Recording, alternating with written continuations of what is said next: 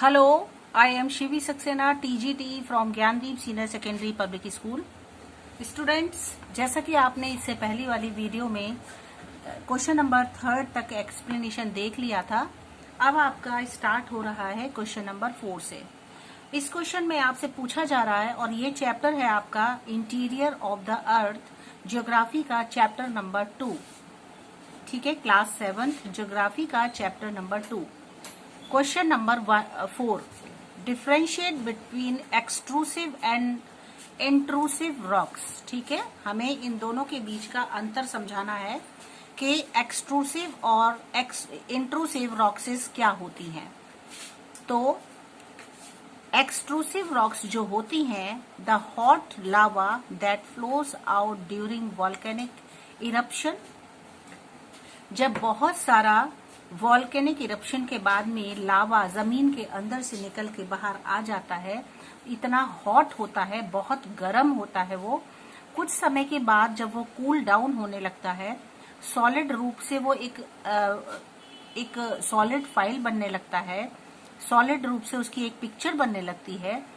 A period of time to form igneous rock. उसके बाद जो उसकी शेप बनती है उसको इग्नियस रॉक कहा जाता है।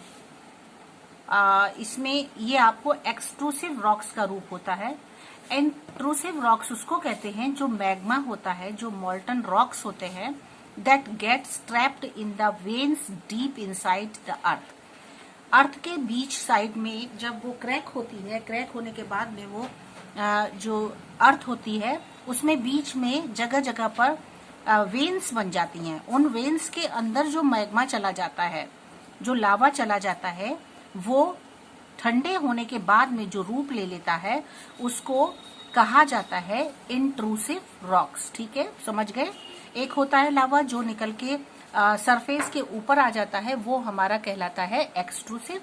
और जो वेन्स होती हैं, उन वेन्स के अंदर जो मटेरियल चला जाता है उसके द्वारा जो निकल के आता है लावा, ठंडा होने के बाद जो शेप बन जाती है, वो हमारी कहलाती है इंट्रूसिव रॉक्स। ठीक है, अब देखिए question number 5, what are the minerals, what is differentiate between organic और इनऑर्गेनिक मिनरल्स। ठीक है, मिनरल्स क्या होते हैं? Minerals are naturally occurring substance. ये नेचुरल रूप से हमें मिलने वाला सब्सटेंस होता है। Organic minerals are formed from dead and decayed animal. ये हमें एनिमल्स या प्लांट्स के थ्रू मिलता है। ठीक है, और देखिए क्या होता है, एंड प्लांट्स मटेरियल के through trapped underground. Inorganic minerals are either metallic or non metallic in nature. ये मेटलिक भी हो सकता है और नॉन मेटलिक भी हो सकता है। ठीक है, मेटलिक मतलब जो धातु से मिलकर के बना हो, नॉन मेटलिक जिसमें धातु ना हो। समझ गए। अब देखिए, draw a neat and clean diagram showing a rock cycle and explain it. आप इसमें एक रॉक साइकिल का पिक्चर बनाओगे, पहले एक्सप्लेन कर लो, उसके बाद में आप रॉक साइकिल का एक पिक्चर इसमें बना देंगे।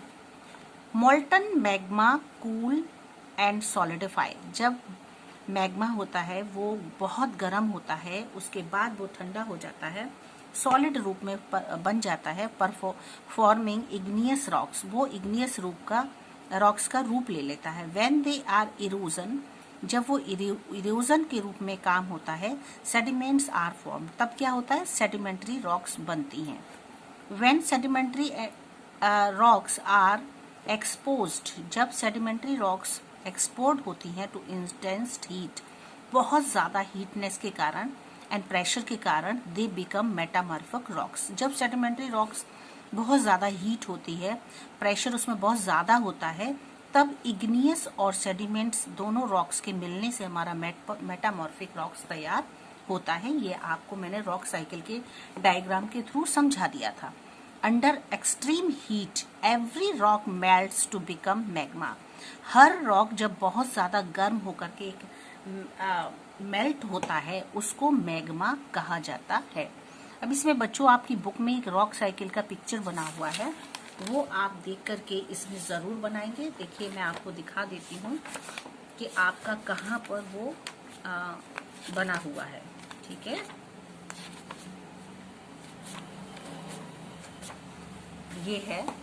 ये आपका रॉक साइकिल का पिक्चर है जो आप अपनी क्वेश्चन में आप इसको ड्रॉ कर लेंगे, बना लेंगे।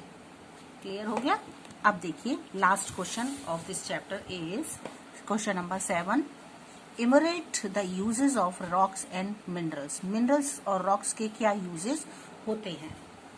Rocks on breaking down provide the minerals concept in the soil. Rocks क्या होते हैं जी? ये जब टूट जाती हैं तो प्रोवाइड कराती हैं हमें मिनरल्स का, जो सॉइल के रूप में सॉइल में हमें मिलता है। इन टर्न प्रोवाइड मटेरियल, ये मटेरियल के रूप में मिलता है। एंड दस सपोर्ट एग्रीकल्चर, उसके बाद ये एग्रीकल्चर को भी सपोर्ट करता है, उसमें भी मदद देता है।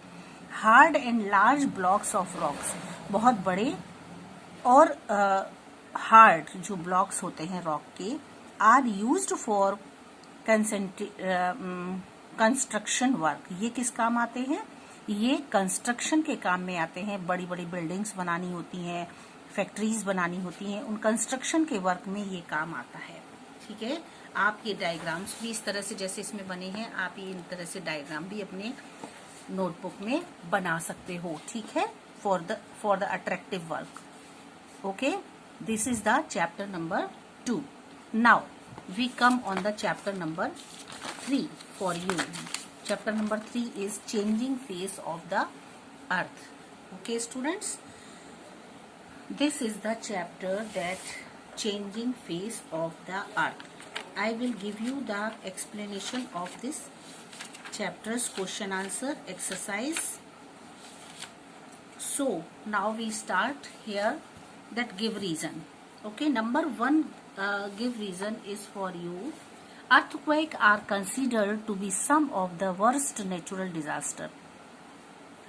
अर्थक्वेक जो होता है वो सबसे ज्यादा प्रभावित करने वाला नेचुरल डिजास्टर होता है। मतलब इससे कंडीशन सबसे ज्यादा वर्स्ट हो जाती है। कैसे? Loss of man and material, बहुत सारे लोगों का इसमें खत्म हो जाते हैं, मर जाते हैं। मटेरियल बहुत सारा बर्बाद हो जाता है। इज जनरली वेरी हाई, बहुत तेज गति के साथ। They cause the surface of the earth to shake, और अर्थ इस तरीके से सरफेस अर्थ का इस तरह से पूरा मूव कर जाता है जैसे कि वो शेक हो गया हो, आपस में मिल गया हो। And even to crack upon or subside in places, और जगह जगह पर हमारी अर्थ जो होती है वो क्रैक हो जाती है, और इस तरह से जो अर्थ का फेस होता है वो टोटल चेंज हो जाता है। सेकंड है आपका give reason, deltaic plains are thickly populated. जो डेल्टिक प्लेन्स एरियाज हैं वो बहुत ज्यादा पॉपुलेटेड हैं। कैसे? Deltas are very fertile regions. Delta जो हैं वो बहुत ज्यादा फर्टाइल रीजन्स होते हैं, मतलब एग्रीकल्चर बहुत अच्छी वहां हो सकती है। एंड आइडियल्स फॉर एग्रीकल्चर, ठीक है, एग्रीकल्चर के लिए बहुत ज्यादा उपयोगी होते हैं। Because of the deposit of alluvial soil, सिर्फ एक ही मेन कारण होता है, क्योंकि यहाँ की जो मिट्टी होती है, सॉइल जिससे कि कृषि की जाती है, एग्रीकल्चर की जाती है, ये यहाँ पर बहुत अधिक मात्रा में पाई जाती है डेल्टा प्लेन एरियाज में। ठीक है, तो क्लियर हो चुका होगा आपको give reason. Name the following देख लेते हैं। 7 मेजर टेक्टोनिक प्लेट्स, इनके आपको 7 टेक्टोनिक प्लेट्स के नेम बताने हैं। Pacific plate, North American plates and South American plate and Eurasian plate, the African plate, the Indo Australian plate and Eurasian plates. ठीक है, next 2 active volcanoes, number 1 Mount Etna and Mount Stromboli. Next 2 types of erosion, there are wind erosion and river erosion. Clear? Now 4th, the major waterfalls, Angle Falls in Venezuela and Victoria Falls between Zimbabwe and Zambia. Okay? ये 2 जगह है, यहाँ पर waterfall बहुत famous है। Now question answer for you. Define lithospheric plate. सबसे पहला question है आपका लिथोस्फेरिक प्लेट को डिफाइन कीजिए। तो क्वेश्चन है, lithospheric consist of the crust. जो लिथोस्फेयर होता है ये क्रस्ट को कंसिस्ट करता है, मतलब क्रस्ट से रिलेटेड होता है। And the outer part of the upper mantle, और ये अपर मेंटल का आउटर पार्ट होता है, मतलब बाहर का पार्ट होता है। The lithosphere is broken up in the number of pieces.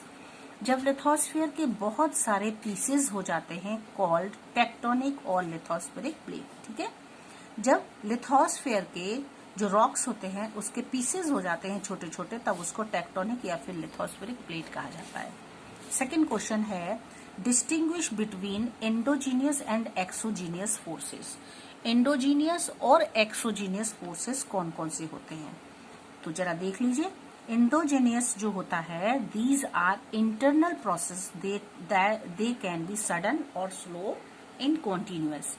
जो आपके एंडोजीनियस होते हैं, ये प्रोसेस अंदर से इंटरनल से होता है, दूसरा ये अचानक से होता है, तीसरा स्लो होता है, धीरे धीरे होता है, मगर कंटिन्यूअस होता है। ठीक है, दूसरा होता है एक्सोजीनियस फोर्सेस। कौन कौन से हैं? दीज आर एक्सटर्नल प्रोसेस, ये हमारा एक्सटर्नल प्रोसेस होता है। Gradational process are continuous and slow, are usually noticeable only over thousands of year. ये भी स्लो गति से चलने वाला, कंटिन्यूअस लगातार चलता है, लेकिन इसको नोटिस नहीं किया जा सकता। इसको नोटिस कर पाते हैं हम हजारों साल लग जाते हैं, तब जाके ये नोटिस होता है। जैसे कि माउंटेन्स का बनना है ना, माउंटेन्स एकदम तो नहीं पता चलता, दर बाई दर उसमें लेयर्स इकट्ठे होते रहते हैं, जिससे कि हमारे माउंटेन्स रॉक्स के द्वारा बनते हैं, और वो हजारों सालों के बाद ही समझ में आता है। Question number 3, why do tectonic plates move? Tectonic plates move क्यों करते हैं?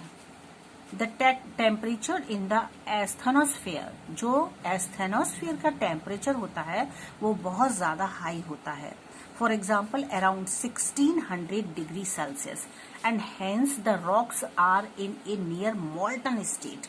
उससे क्या होता है, जब इतना ज्यादा टेम्परेचर होता है तो जो रॉक्स होती हैं वो एक मोल्टन, पिघला हुआ पदार्थ का एक स्टेट के रूप में बन जाता है, and they can flat in a thick and vision way, और बहुत समय के बाद वो एक थिक रूप से बन जाता है और उसको देखा जा सकता है। This is called the tectonic plates. वो आपस में मूव करती हैं, क्योंकि यही कारण है कि ये जो होती हैं टेक्टोनिक प्लेट्स, ये मूव करती रहती हैं लगातार, क्योंकि बहुत ज्यादा टेम्परेचर की वजह से यहाँ पर हीटनेस बहुत ज्यादा होती है। Fourth question, what is the difference between erosion and deposition? Erosion deposition में क्या अंतर है? ठीक है, तो देखिए, erosion is the disintegration and removal of weathered material. क्या होता है इरोजन? ये रिमूव करता है हमारे वेदर मटेरियल को। ठीक है, और डिपोजिशन क्या होता है? Is the addition and compaction और सीमेंटेशन ऑफ वेदर्ड मटेरियल। और ये वो तो रिमूव करता है, और ये उसको क्या करता है? मटेरियल को एकत्रित करता है, डिपॉजिट करता है, ऐड करता है, compaction of cementation of weather material के लिए। ठीक है, next, what causes earthquake? Earthquake क्यों होता है? अर्थक्वेक्स आर वाइब्रेशंस, ये अर्थ के अंदर एक वाइब्रेशन होता है, कंपन होता है, that move through the earth, जो हमारी अर्थ को मूव करा देता है, एंड ओवर इट्स सरफेस, हमारे अर्थ के सरफेस को पूरी तरह से घुमा देता है। They are caused by disturbances, इसकी वजह से बहुत सारा डिस्टर्बेंस होता है। That originate inside the earth, जो कहाँ से ओरिजिनेट होता है? हमारी अर्थ के इनसाइड से, अंदर से। Question number 6, define a volcano. Volcano को डिफाइन करो। How are volcanoes classified on the basis of their period of eruption? हम वोल्केनोज को किस तरीके से डिफाइन कर सकते हैं? उसको हम डिवाइड कर सकते हैं and volcano is an opening in the earth's crust. Volcano क्या होता है, हमारी अर्थ के क्रस्ट से ओपन होता है, थ्रू विच मोल्टन रॉक्स, जिसमें कि मोल्टेड जो रॉक्स होते हैं, जो मुड़ सकते हैं, जो घूम सकते हैं, जिन्हें हम इजीली मूव कर सकते हैं, and gases erupt from deep inside the अर्थ, और वो डिफरेंट गैसेस हमारी अर्थ के अंदर से निकल के बाहर आने लगती हैं, on the basis of there frequency of eruption, इसी वजह से इरप्शन का फ्रीक्वेंसी बनने लगता है। वोल्केनोज आर क्लासिफाइड, वोल्केनोज को कई पार्ट्स में क्लासिफाइड किया है, जैसे कि active volcanoes, dormant volcanoes, extinct volcanoes. ये आपको एक्सप्लेन किया जा चुका है, आपको ये इतना समझ में आ गया होगा। अब आगे बढ़िए। Now your question number 7, discuss in detail the erosional and depositional features of river. River के इरोजनल और डिपोजिशनल फीचर्स को आप डिस्कस करिए, ठीक है। तो सबसे पहले लेते हैं हम इसमें इरोजनल। इरोजनल फीचर्स क्या होता है, देखिए, रिवर्स ब्रेक, जब कभी भी जो रिवर्स होते हैं वो break up the bed rock, ये टूटने लगते हैं और एक बैड रॉक का रूप लेने लगते हैं, ओवर विच दे फ्लो, जिसके ऊपर से कि वो बह रहे होते हैं, and erode then through mechanical erosion, और लगातार इनको मैकेनिकल इरोजन के थ्रू इरोड किया जाता है। This is the mechanical erosion. And chemical erosion, valley of different shapes are form by the erosion, अलग अलग शेप्स में ये बनने लगते हैं। Valley of different shapes are form by the erosion action of a river, ये river से होकर के निकलता है, in its upper and middle course, सबसे ऊपर से या फिर बीच से इसको कारण बनता है इसका निकलने का, आने का, ठीक है। डिपोजिशनल फीचर्स क्या होते हैं, meanders are formed in the lower course, meanders बने होते हैं, जो आपकी रिवर्स होती हैं उसके बीच बीच में जगह होती है, उसमें से जो होकर के वाटर का एक लैंड बन जाता है, एक रो बन जाती है। This is called the meanders are formed in the lower course when the rivers loaded with debris, बहुत ज्यादा लोड हो जाता है रिवर्स के ऊपर डिब्रीज का, बिकम्स वेरी स्लो, और फिर वो स्लो होने लगता है। The river swing from side to side at its flows over a level track, और एक ट्रैक के बाद फिर वो फ्लो होने लगता है, फॉर्मिंग वाइंडिंग सेक्शंस और लूप्स, और फिर वाइंडिंग सेक्शंस और लूप्स जो है बनने लगते हैं, ठीक है। अब देखिए, why do tectonic plates move, tectonic plates कैसे मूव करती हैं, during sandstorms in desert, desert area में सैंडस्टॉर्म्स जो है वो होता है, area the wind carries large amount of sand, जो डेजर्ट एरिया होता है वहां पर बहुत ज्यादा मात्रा में सैंड उड़ता है ना, चारों ओर। एज विंड स्लोज डाउन, जैसे ही हवाएं धीमे चलने लगती हैं, एंड लूजर इट्स एनर्जी, उसकी एनर्जी क्या होने लगती है, कम होने लगती है। It starts trapping its load of sands, और स्टार्ट होने लगता है सैंड का हल्का होना। Such hills of sands deposited by wind, और सैंड जो होती है वो डिपॉजिट होने लगती है एक जगह पर, क्योंकि हवाएं बहुत तेज होती हैं, आर कॉल्ड सैंड ड्यून्स, इसको सैंड ड्यून कहा जाता है। मतलब जगह जगह पर बहुत सारी बालू का एक जगह इकट्ठा होकर के एक शेप का रूप ले लेना, this is called the sand dunes. Next question for you, question number 9, what are glaciers, glaciers क्या होता है, describe and erosional and depositional features caused by glaciers, ठीक है। Glaciers are slow moving rivers of ice, glaciers वो होता है जो slow, धीमे मूव करता है रिवर के रूप में, और आइस के रूप में इसमें वाटर होता है रिवर में। तो ये आइस की वजह से होने की वजह से ग्लेशियर्स में जो वाटर होता है वो बहुत स्लो गति से मूव करता है। They are of two kinds, ये दो तरह का होता है, माउंटेन ग्लेशियर्स और दूसरा continental glaciers. The two major landforms a cirque is an arm chair, cirque भी आपका ग्लेशियर का जगह है। Like depression caused by the erosion action of a glacier, ये वो ग्लेशियर है जहाँ पर कि इरोजन के रूप में यहाँ पर आपका वाटर जो है, आप जो आइस होती है वो यहाँ पर अवेलेबल होती है। ग्लेशियर ट्रांसपोर्ट इरोडेड रॉक्स, और ग्लेशियर क्या करते हैं, ट्रांसपोर्ट करते हैं इरोडेड रॉक्स का debris with them as they move, जैसे